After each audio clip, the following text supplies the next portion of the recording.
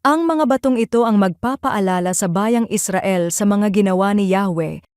Kung sa panahong darating ay itanong ng inyong mga anak, kung ano ang kahulugan ng mga batong iyan, sabihin ninyong tumigil ang pag-agos ng ilog Jordan nang itawid ang kaban ng tipan ni Yahweh.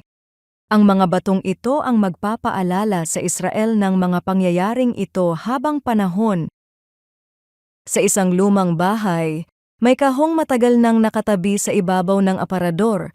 Para sa iba, mga lumang larawan, sulat, at piraso lamang ito ng nakaraan.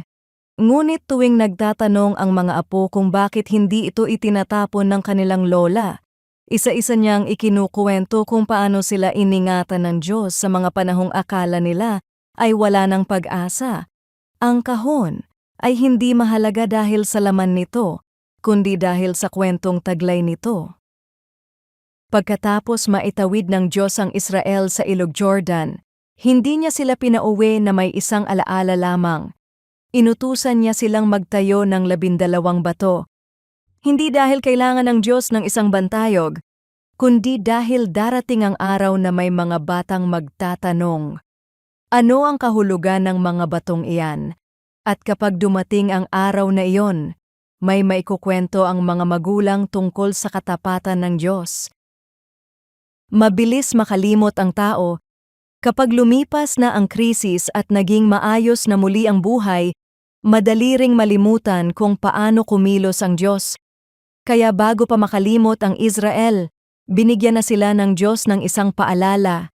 Ang mga batong iyon ay hindi lamang para sa kanilang alaala, kundi para sa pananampalataya ng susunod na henerasyon. Marahil wala tayong 12 bato sa ating bakuran, ngunit mayroon tayong mga kwento ng katapatan ng Diyos na hindi dapat manatiling atin lamang. Ang mga susunod na henerasyon ay hindi lang nangangailangan ng payo kung paano mamuhay. Mas kailangan nilang marinig kung sino ang Diyos at kung paano siya naging tapat sa kanyang bayan, sapagkat ang mga kwentong tungkol sa katapatan ng Diyos ay may kakayahang magpatatag ng pananampalataya ng mga darating pa. Panginoon, salamat dahil hindi ka lamang naging tapat noon, kundi nananatili kang tapat hanggang ngayon. Huwag mong hayaang makalimutan ko ang iyong mga ginawa sa aking buhay.